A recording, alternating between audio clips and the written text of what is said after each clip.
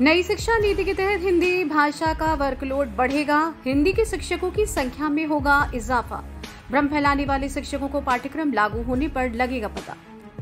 शैक्षिक सत्र 2022-23 से विश्वविद्यालयों कॉलेजों में लागू होने जा रही नई शिक्षा नीति में स्पष्ट रूप से उल्लेख किया गया है कि क्षेत्रीय भाषाओं को बढ़ावा दिया जाएगा। क्षेत्रीय भाषाओं में प्रारंभिक व माध्यमिक शिक्षा के देशव्यापी पाठ्यक्रम तैयार किए जा रहे हैं। इस नीति के तहत संविधान की 8वीं अनुसूची में दर्ज 22 भारतीय भाषाओं में उच्च शिक्षा विकल्प के रूप में नहीं बल्कि अनिवार्य रूप से विषय के रूप में भी और शिक्षा के माध्यम के रूप में लागू होने जा रही है। इसका स्पष्ट उल्लेख नई शिक्षा नीति के द्वारा बनाए गए मसौदे में शामिल है, लेकिन कुछ शिक्षकों द्वारा ये भ्रम फैलाया जा रहा है कि नई शिक्षा नीति के लागू होने पर कॉलेजों में हिंदी विषय का वर्कलोड कम हो जाएगा, जबकि हिंदी का वर्कलोड बढ़ने के बाद श्री अरविंदो कॉलेज के हिंदी विभाग के प्रभारी एसोसिएट प्रोफेसर डॉक्टर हंसराज सुमन ने कही है।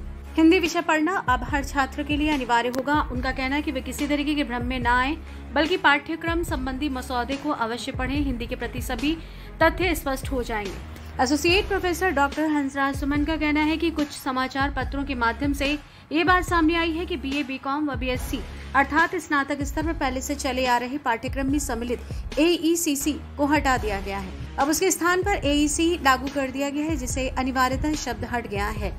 ऐसी स्थिति में अंग्रेजी विषय के साथ हिंदी को जोड़कर एक भ्रम की स्थिति पैदा कर दी गई। इसमें कहा जा रहा है कि अंग्रेजी और हिंदी भाषा की अनिवार्यता खत्म करने से अंग्रेजी व हिंदी के शिक्षकों का वर्कलोड घट जाएगा और तमाम तदर्थ शिक्षक इन विषयों से बाहर हो जाएंगे। आपको बताते चले कि अनिवार्यता हिंदी को खत्म करने के लिए नहीं है, बल्कि स्पष्ट रूप से एईसी के अंतर्गत एईसी को परिभाषित करते हुए शिक्षा नीति के मसौदे में लिखा है कि क्षेत्रीय भाषाएं अर्थात संविधान की 8वीं अनुसूची में दर्ज 22 भाषाएं, पर्यावरण विज्ञान, सतत विकास विषयों को प्रत्येक अनुशासन में अनिवार्य रूप से लागू करना संस्थानों की जिम्मेदारी होगी। यानी क्षेत्रीय भाषा और संविधान की 8वीं अनुसूची में दर्ज हिंदी एक क्षेत्रीय भाषा के रूप में, इसके अतिरिक्त राजभाषा की अपनी अनिवार्य स्थिति के कारण हिंदी प्रत्येक अनुशासन में अनिवार्यता लागू होगी। यानी कि हिंदी का वर्कलोड स्नातक स्तर पर घटने के बजाय बढ़ जाएगा। डॉक्टर सुमन ने बताया कि यह हिंदी किसी विकल्प के रूप में नहीं है, जहां हिंदी भाषी प्रदेशों में उसे विकल्प के रूप में चुना जाए।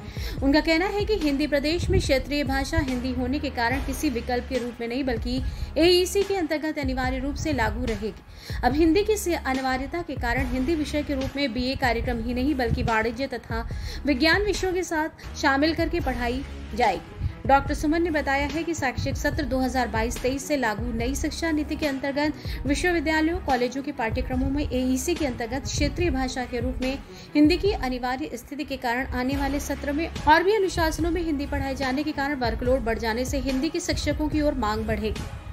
डॉक्टर सुमन का कहना है कि हिंदी की आज वैश्विक मान्यता को कोई इनकार नहीं कर सकता। दिनों दिन उसकी मांग व महत्ता दोनों बढ़ती जा रही है। संयुक्त राष्ट्र संघ तक ने आज हिंदी को एक माध्यम भाषा के रूप में स्वीकार कर लिया है, यानी वैश्विक व अंतर्राष्ट्रीय स्तर पर हिंदी में सूचनाओं का आदान प्रदान शुरू कर दिया गया है।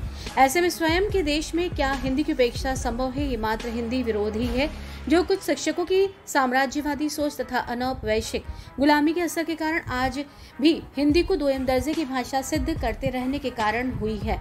लेकिन इससे कुछ हासिल होने वाला नहीं। विदेशी भाषा से सोचने की आदत देशी भाषाओं को खारिज करने का औजार होती है, जबकि स्वतंत्रता सेनानी भले ही अंग्रेजी शिक्षा दीक्षा संपन्न रहे हों, किंतु उन्होंने हमेशा देश को हिंदी के संप्रेषण की भाषा स्वीकार किया है। चाहे वो गांधी जी हो, नेहरू जी हो या स्वामी विवेकानंद, दयानंद सरस्वती हो या फिर तमिल के सुब्रमण्यम भारती हो, सबने हिंदी को देश को एकजुट करने वाली भाषा माना है।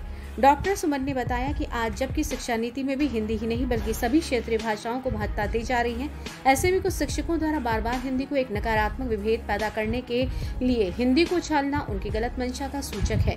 हिंदी ना तो पाठ्यक्रमों से कम होने वाली है और न ही उच्च शिक्षण संस्थानों में उसका वर्कलोड घटने वाला है। इस भ्रम से हमें दूर रहने की आवश्यकता है। उन्होंने बताया कि जिन कॉलेजों में हिंदी ऑनर्स व हिंदी पढ़ाई जा रही है, वहां के शिक्षकों को हिंदी के वर्कलोड और इसके पाठ्यक्रम पर चर्चा भी जल्द की जाएगी, ताकि हिंदी के प्रति फैलाए जा रहे भ्रम को दूर किया जा सके। खबर सबकी, सीधे आप।